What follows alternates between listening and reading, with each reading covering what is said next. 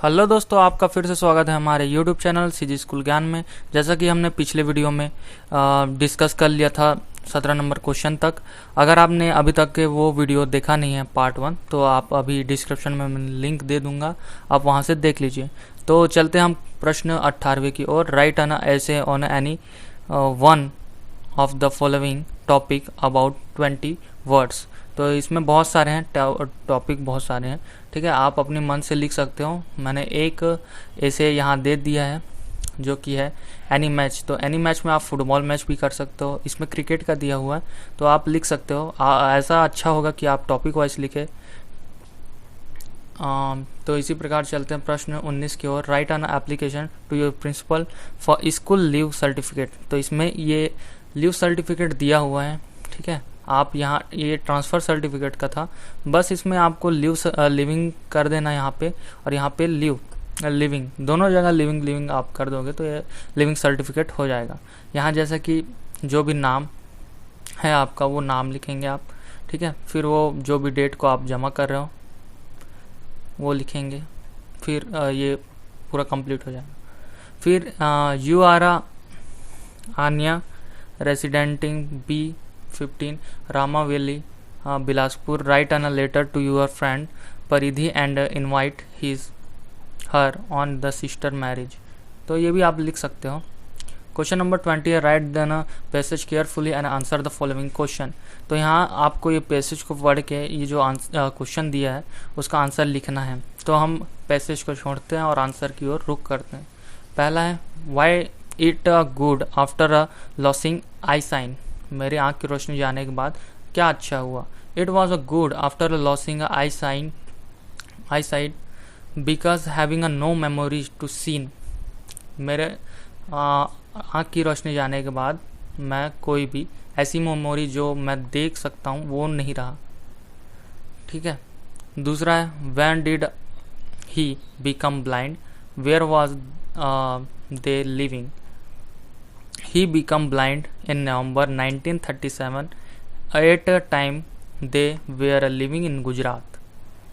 तीसरा है where did they got a cottage? How was the surrounding there? They got a cottage on the canal bank. The surrounding was peaceful and quiet. चौथा write a suitable heading for the passage. तो इसका passage का जैसे शीर्षक पूछते हैं ना, इस पैसेज का शीर्षक का जो भी हो, ठीक है, नाम क्या होना चाहिए। तो ये है माई आई साइट, इसका पैसेज का नाम होना चाहिए। Write the passage carefully and write answer the question below it. तो क्वेश्चन है यहाँ पे what is stress. Stress is nothing but the mental tension and anxiety. दूसरा है how does the student comes under the stress. Student comes under the stress because of the aptitude for a subject in a competitive to take it up parental pressure. तीसरा है write the effect of a stress in human. No work is done when once under the stress। चौथा number है write the suitable heading of the passage and opposite meaning of inferior क्या। और ये चलते हैं अगले क्वेश्चन की ओर। तो अगला क्वेश्चन है हमारा, इसका आंसर है youth and stress and inferiority का है सुपीरियरिटी, जो भी है, ठीक है। Question number 12 read the telephone conversation. इसमें कन्वर्सेशन दिया गया है केशव कलसी का, तो एयर इंडिया से। तो उसमें हमें आंसर को बताना है। तो यहाँ पे between whom does the conversation take place. किसके किसके बीच कन्वर्सेशन हो रहा था। The conversation take place between Air India and Keshav Kalsi. Question number 2 है why did the Keshav Kalsi call the Air India call centre. Keshav Kalsi called the Air India call centre because he has a take for a flight to Tokyo and he need to change. तीसरा है why did Keshav Kalsi want to go, तो Keshav Kalsi want to go Tokyo. चौथा number है what is the deputed date of Air India A306, the deputed date of Air India Air India 306 is August 6th, or does Keshav want to change to depreciate date and why? Yes, Keshav want to change the depreciate date because he want to fly the date before. Question number 23 है fill in the blank to appropriate word given in the bracket and complete the report case. इसमें है पहला young आएगा, ठीक है। यहाँ दिया हुआ है एक पैराग्राफ, उसमें फिल इन द ब्लैंक है बहुत सारा। तो पहला यंग है, विलेज है, education, T, medical, infection, intermuscular and treatment, ठीक है। यह है इसका आंसर, आप देख सकते हो पॉज करके।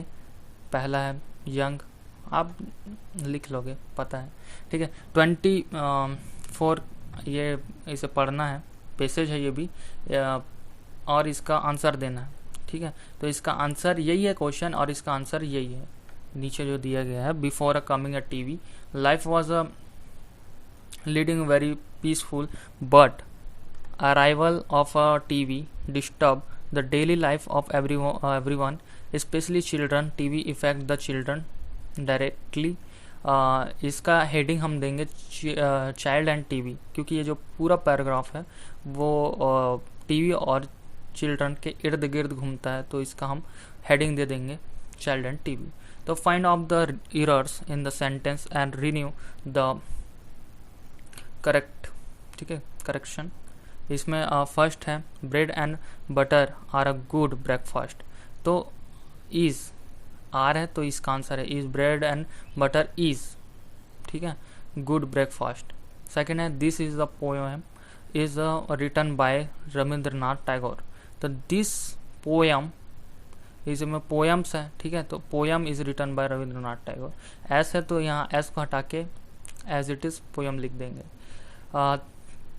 तीसरा है I would like to know this, I would like to I would like on know this, तो टू लगाएंगे यहाँ ऑन की जगह। चौथा है वेयर डज यू लिव, तो यहाँ वेयर डू यू लिव। और पांचवा है exercise is a beneficial for the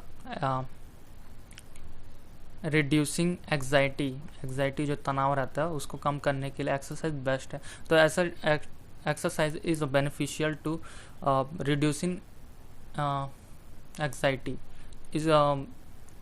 छठवां नंबर क्वेश्चन है hobbies helps to reduce stress, तो hobbies help to reduce stress. तो आपको वीडियो कैसा लगा दोस्तों नीचे कमेंट कीजिए, अगर अच्छा लगा तो लाइक कीजिए, चैनल को सब्सक्राइब कीजिए, और जितने भी विद्यार्थी हैं ओपन के 12वीं अगर उन्हें ज़रूरत है तो इसे भेजिए उनके पास। ऐसे ही हम वीडियो डालते रहेंगे। आज के लिए इतना ही, मिलते हैं दोस्तों अगली वीडियो में, तब तक के लिए शुक्रिया, धन्यवाद।